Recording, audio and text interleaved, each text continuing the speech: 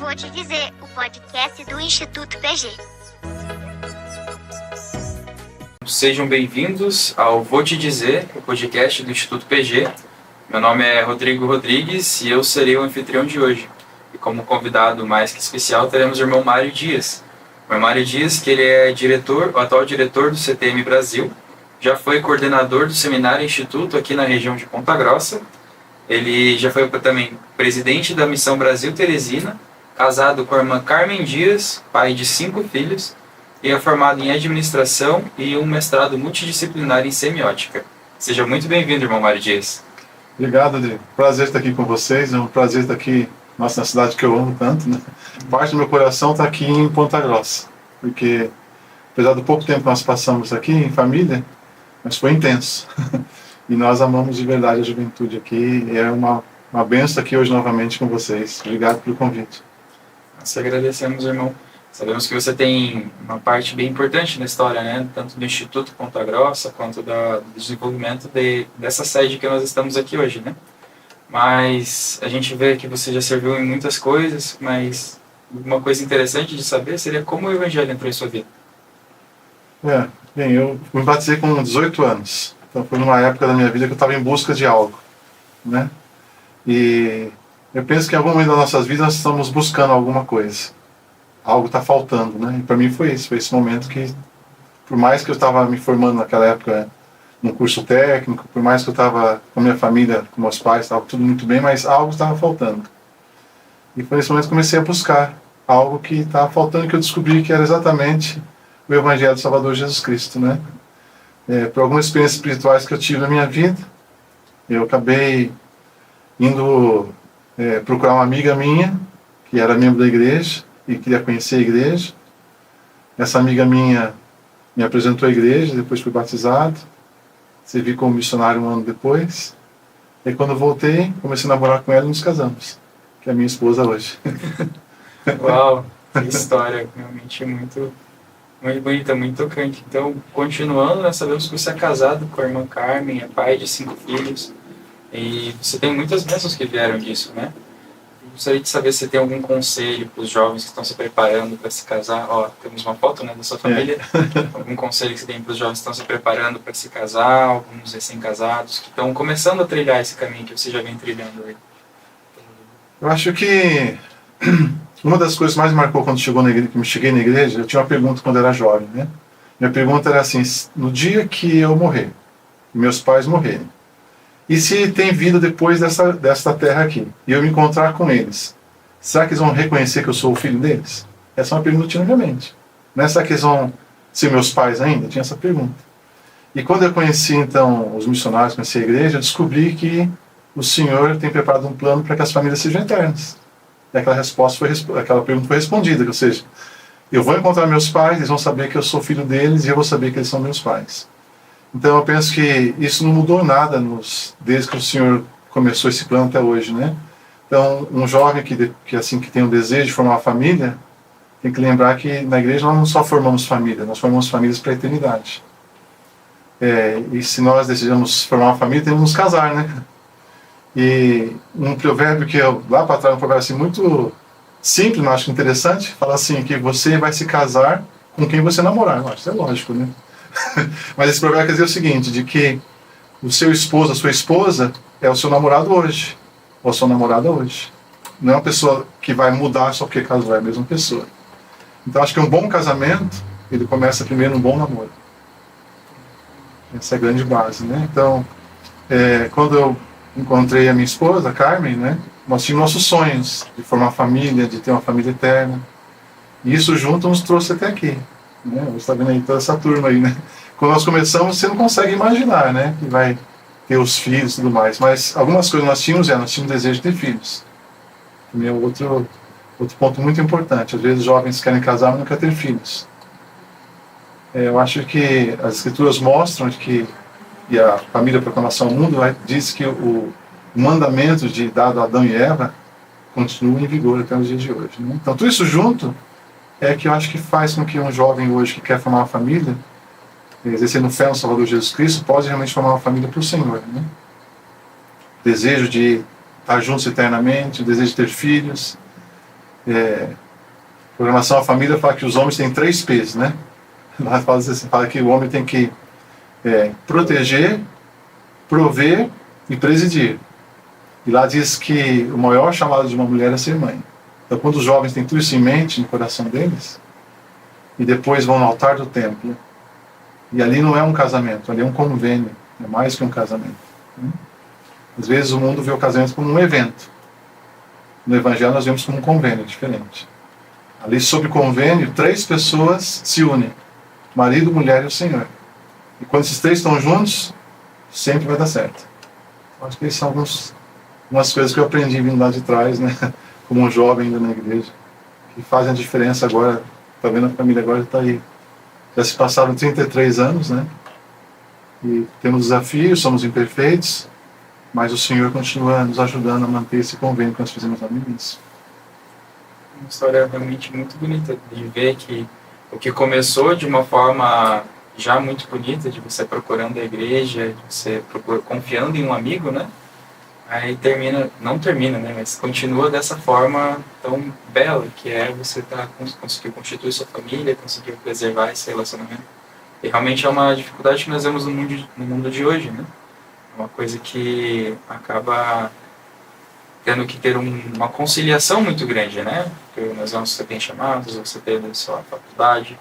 E a família, ela também exige que nós tratemos ela com a devida importância, né? Não possamos esquecer dessa importância da família, né? Com certeza. Como você falou, é um convênio que nós precisamos conseguir. A pessoa nunca mudou, ela sempre continua, ela progrediu, né? Imagina a irmã Carmen conhecendo você como um jovem e vendo hoje como o esposo dela, pai dos filhos. Imagino que deve ser uma alegria muito grande. Eu acho que ela tinha visão de futuro, né? Porque se fosse olhar no presente, ela não ia em frente, né?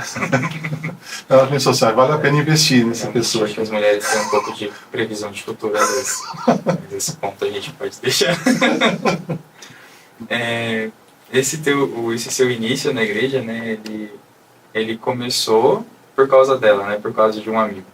Eu percebo que muitas vezes essa amizade que nós temos com as pessoas não necessariamente vai levar a um casamento, mas ela pode ser o ponto de virada de chave para ajudar a pessoa, né?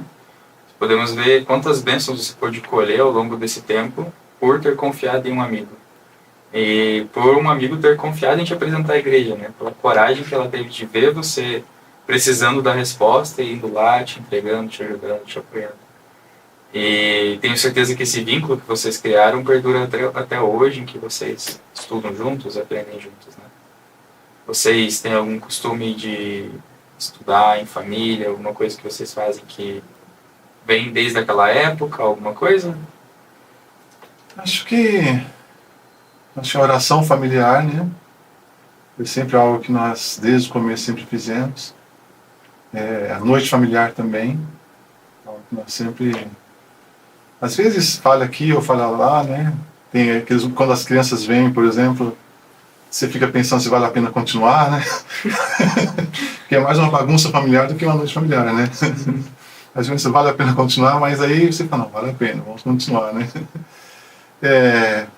Nós estamos agora numa fase já que é mais, assim, os filhos já estão deixando a casa, né? Mas lá atrás, quando os filhos estavam chegando na família, né? Eram coisas assim, muito importantes, eu acho, como tradição. Hoje permanece, né? Mas eu acho que foi muito importante para fortalecer os filhos, né? A oração familiar, a noite familiar, os filhos vendo os pais indo ao templo, é uma coisa que nós sempre tentamos fazer também como casal, né? Raras vezes nós fomos assim sozinhos, teve momentos que foi necessário, mas comumente quando nós vamos ao templo, nós vamos juntos também, né? Nós gostamos, por exemplo, de ir no selamento, porque a gente gosta de ver as palavras sendo faladas novamente, né? Como uma lembrança. Até recentemente houve algumas mudanças na forma que as palavras são ditas no templo, né? E nos ajudou a relembrar para a gente nossos compromissos que nós assumimos com o Senhor, né? Então acho que essas são algumas coisas que nós fizemos na parte espiritual, pelo menos para fortalecer a família, né? E que perdura até hoje, 30 e poucos anos depois, ainda funciona. E, bom, você trabalhou aqui em Ponta Grossa, né? Com o instituto, com os seminários. Como você poderia contar para a gente como era a juventude naquela época? Quais eram os desafios que você enfrentava como diretor? Qual era a animação dos jovens, o que vocês gostavam de fazer? Nós estávamos terminando a missão em Teresina, né? Servimos lá 2009, 2012, e eu já trabalhava no sistema de educação da igreja. Naquele momento o Palmeiras estava indo para a missão também, então nós fomos convidados a vir para Ponta Grossa, né? É interessante que era um lugar que nós nunca tínhamos colocado os pés, né?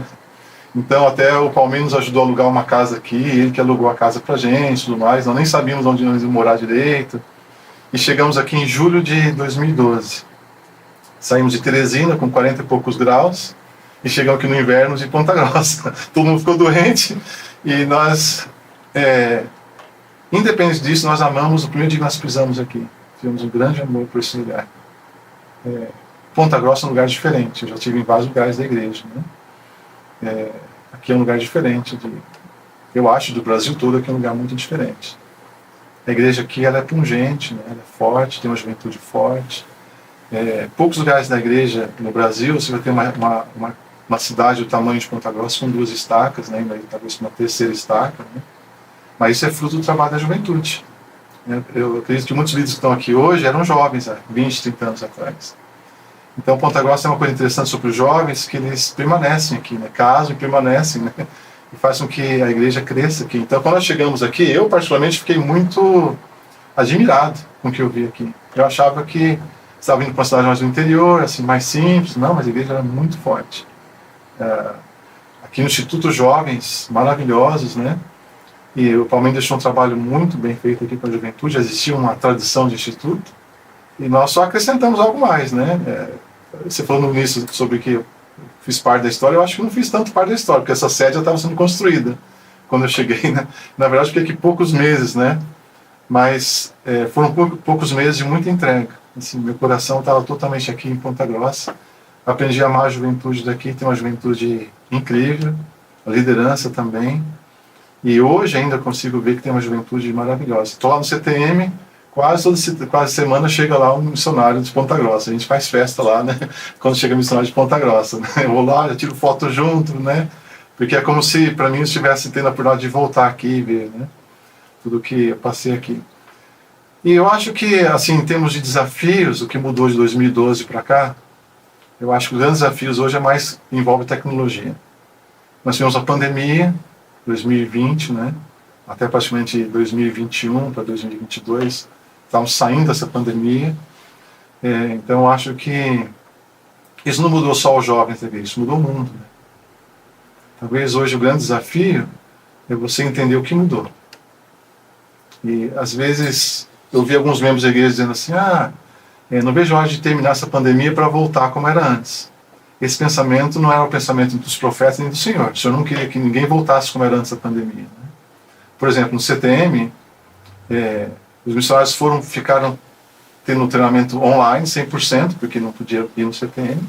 Mas quando terminou a pandemia, eles continuaram com uma parte do treinamento online e uma parte presencial. Isso foi o que nós aprendemos com a pandemia, que não valia a pena tirar aquela parte, né? Porque fazia diferença. Então eu penso assim que não é que os jovens mudaram, né?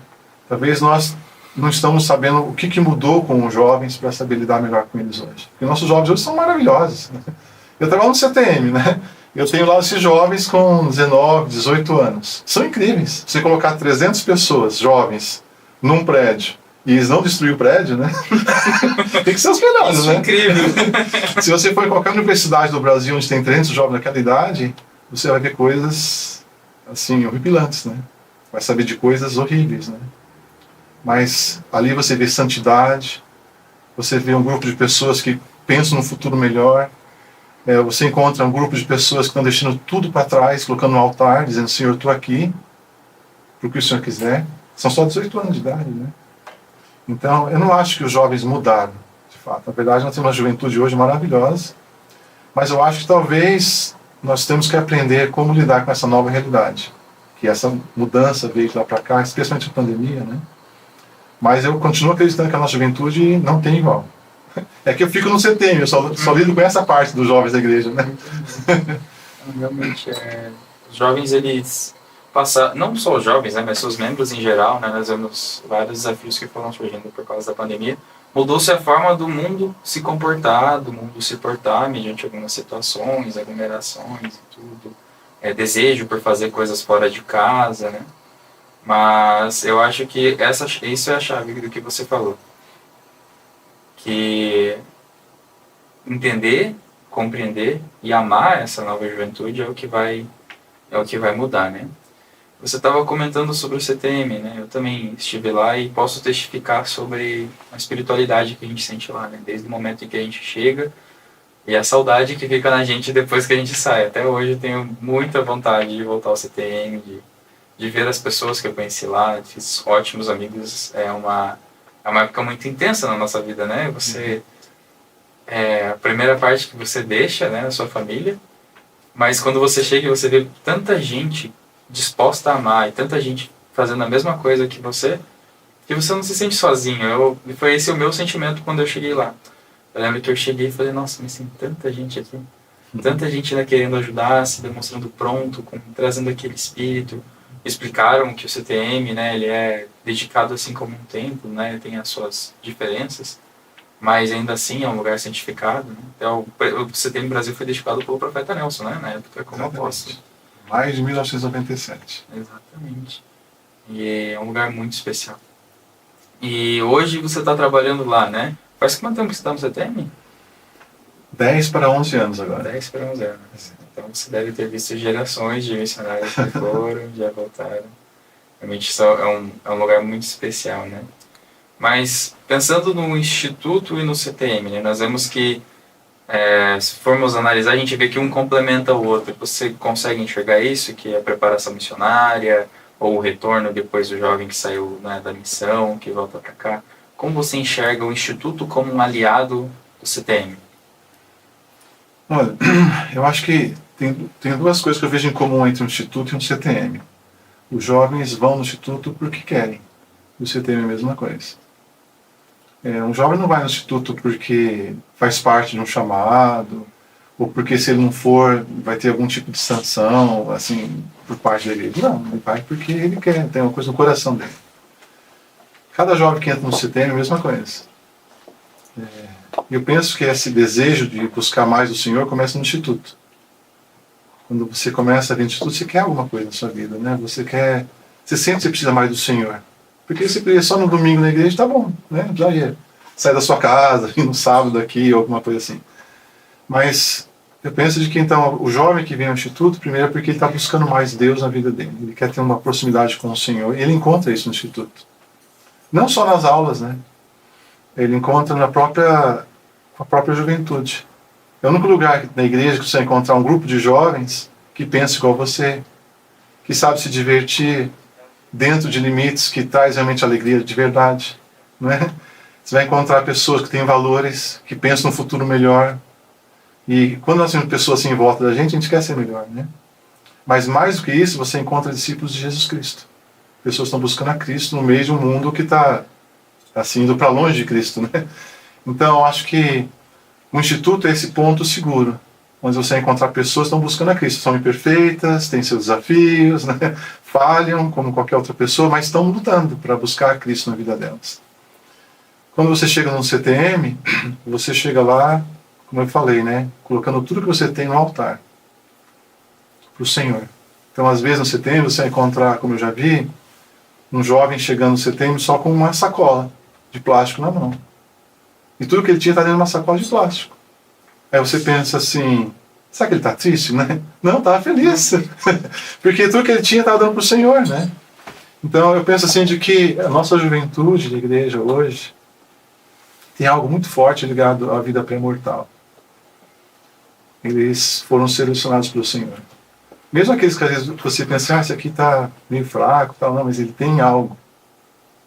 E quando esse jovem dá a oportunidade dele ir para o campo missionário, ele muda o mundo, né, com o Evangelho Salvador de Jesus Cristo.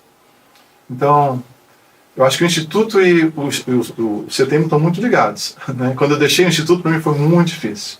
Eu sempre amei estar no Instituto, no meio dos jovens, né? E eu só deixei porque eu senti que o Senhor queria que eu fosse para um outro lugar onde estão os jovens do Instituto, mas num outro lugar, no campo missionário, que é o CTM, né? Então, acho que tem uma ligação muito forte. Se um jovem ele quer assim, ter mais poder na missão, o Instituto faz parte dessa preparação. Acho que você não vai, assim, nas salas de aula da igreja são maravilhosas, mas você não vai ter uma classe de preparação missionária no domingo. Isso não existe, né? Ou você não vai ter no domingo discussões sobre jovens mesmo, assim, de fato, assim, namoro, faculdade. Isso acontece numa série de instituto. E quando você está no domingo, às vezes, você está na sua aula, tem 2, 3 jovens solteiros, mas quando você está numa série de instituto, você encontra 50, 100 jovens, né? E você, aquilo te fortalece. Pelo menos para mim sempre foi assim, é assim que eu sempre vi. E aí quando você chega lá no CTM, ou chega na missão, essa base te fortalece, né? Porque você sabe que tem um grupo de pessoas que estão lutando com você, né? Só assim, um dado para você entender, uma coisa interessante, desde que o presidente Nelson convidou os jovens a fazerem missão, os números do CTM têm crescido, né? Semana após semana. Com a pandemia, os números chegaram até mais ou menos quase 50 mil missionários no campo, quando chegou a pandemia. Esse ano vai passar dos 70 mil missionários. Então, em menos de 2 anos, a igreja está voltando, esse grupo de jovens, né, hoje que servem, tem aumentado ao ponto de ser um pouco quase igual ao que era antes da pandemia, mas numa ordem crescente, né? O que isso mostra?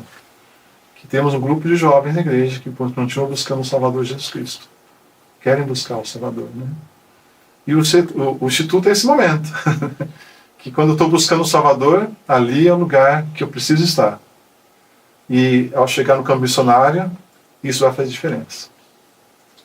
Eu me testifico. Eu fiz a classe de preparação missionária acho que umas 2 ou 3 vezes antes de entrar no CTM. Muita coisa do que eu vi no CTM não era tão estranha por ter tido professores que me ajudaram. E também quando eu voltei de missão, encontrar o Instituto parece que foi algo que, um lugar para mim ir que eu posso encontrar pessoas que estão vivendo uma fase parecida com que eu, ou uma fase já estão indo, se preparando também para ir para uma missão. Eu testifico que o Instituto realmente é um complemento do CTM nessa parte. E você tem alguma mensagem que você gostaria de deixar para a juventude, ou jovens que estão se preparando para entrar para o CTM, ou missionários retornados? Sempre tem, né?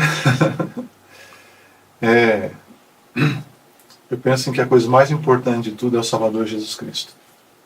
Nós não vamos para o CTM, nós não fazemos instituto, nós não vamos ao templo, nada disso. O que nós fazemos, nós buscamos a Cristo nesses lugares. Então eu busco a Cristo no templo, eu busco a Cristo no instituto, eu busco a Cristo no CTM, na missão. Eu busco a Cristo no casamento. O Salvador Jesus Cristo é em quem nós queremos nos tornar. Esse é o convite dele. Ele disse, eu sou o caminho, a verdade e a vida. Ninguém vem ao Pai, senão por mim. E depois ele lança um convite. Que tipo de homens deveria ser? Que classe de homens deveria ser? Ele próprio responde, deveria ser como eu sou. Esse é o grande convite. O propósito de tudo que o Senhor tem feito nessa vida é nos levar a Cristo. Então, mais do que você ser um aluno do instituto, você é um discípulo de Cristo. Mais do que você ser um aluno da faculdade, você é um discípulo de Cristo. Mais do que você ser um pai, você é um discípulo de Cristo. Então, ser um discípulo de Cristo faz você ser a mesma pessoa em todos os lugares que você estiver na sua vida. Nós vemos hoje os jovens, acho que sofrem um grande desafio. Acho que mais que na minha época, né, de jovem, as rotulações são muito rápidas. E os movimentos hoje, os istas, né, feministas, machistas, os istas da vida, né, fazem com que as pessoas sejam rotuladas de uma forma muito mais forte ainda, né. Tem essa nova nomenclatura da juventude, né? Ser cancelado, né? O jovem tem medo de ser cancelado. Isso, na verdade, sempre existiu, né? Quando você deixa os istas de lado e se torna um discípulo de Cristo, de certa forma você vai ser cancelado de alguns grupos, isso faz parte.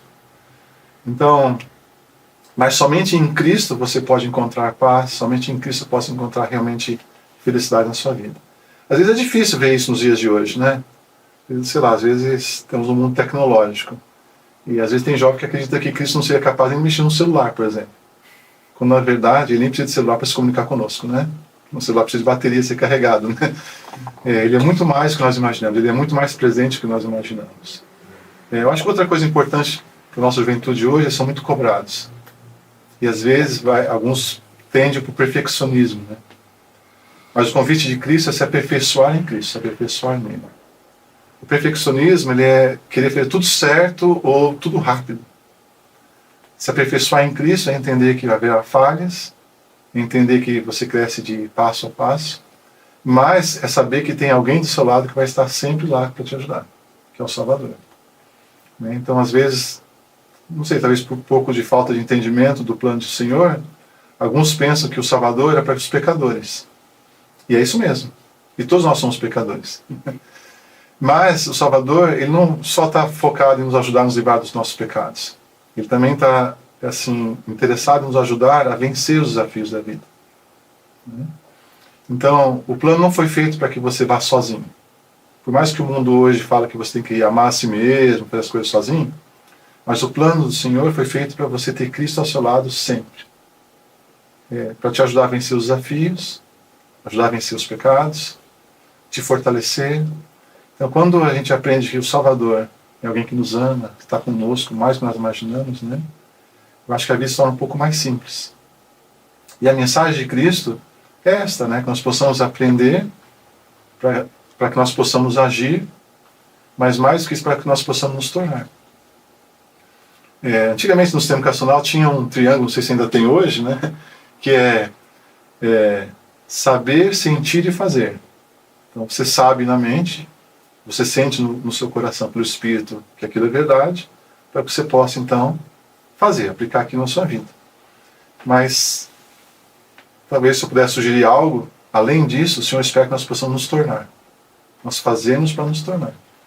O que o Salvador está interessado, de fato, em nossas vidas, é no que nós estamos nos tornando. E nada mais importante de se tornar do que se tornar como Ele é. Só que isso é um processo muito lento, né? Bem devagar. Isso significa aperfeiçoar em Cristo. É você poder se tornar um pouco mais como Ele é a cada dia. Então, hoje de manhã, quando eu estava partilhando do sacramento, por exemplo, eu estava ali pensando naquela quantidade de pão bem pequena, naquela quantidade de água bem pequena. São símbolos do Cristo, né? E naquela ordenança nós ingerimos, é a única ordenança que nós comemos e bebemos algo, né? Talvez porque Ele está querendo dizer para nós assim, eu quero estar em você aos poucos, eu quero estar com você mais e mais. E quando nós vamos então ao templo mais tarde, os nossos missionários passam todos pelo templo, né? E nós vestimos as roupas sagradas do templo e saímos de lá vestidos com essas roupas sagradas, é uma lembrança constante que, como fosse uma segunda pele, Cristo quer ser um conosco. Não importa onde nós estivermos. Sua missão foi Brasília, né? Recife. Tá. Mas tem missões, por exemplo, como a minha missão que foi Teresina, por exemplo, que meus missionários passaram 2 anos sem ir ao templo, porque não tem templo lá. Mas não importa, porque eles chegaram vestidos do templo, né? E as roupas sagradas do templo nos lembram que o Salvador e nós estamos sempre juntos. Esse é um convênio que nós levamos algo conosco no templo, né? Então, se eu pudesse falar com todos os jovens hoje, né? Meu convite seria sempre vir a Cristo.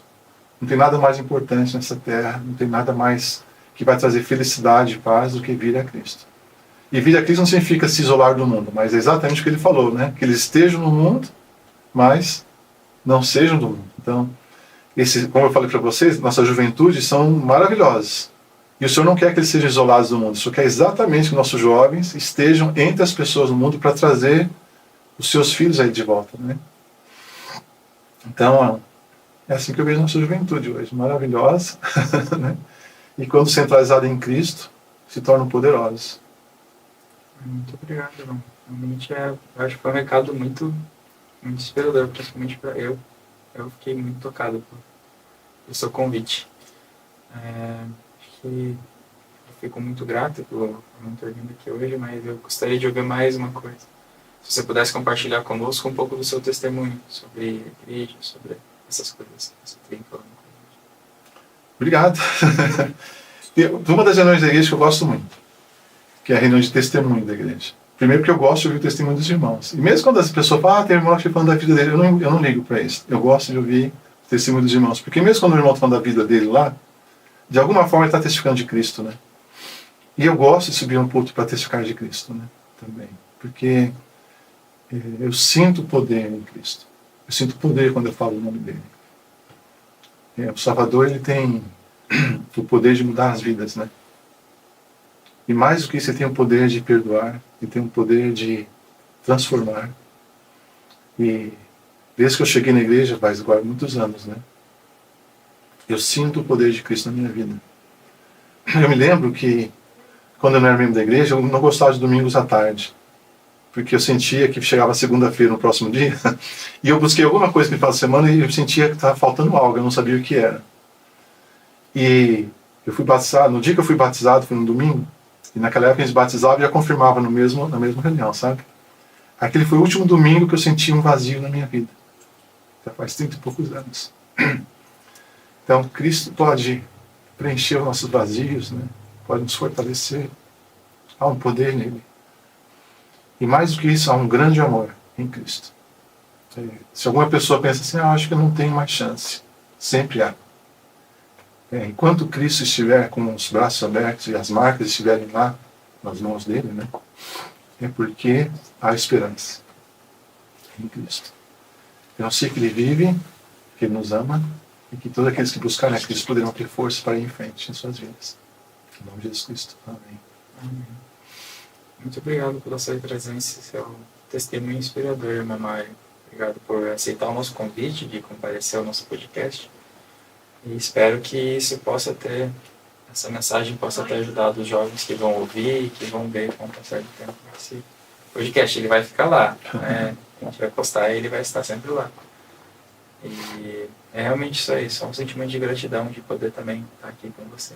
Muito obrigado. Obrigado, foi um prazer estar aqui com você. Vou te dizer, o podcast do Instituto PG.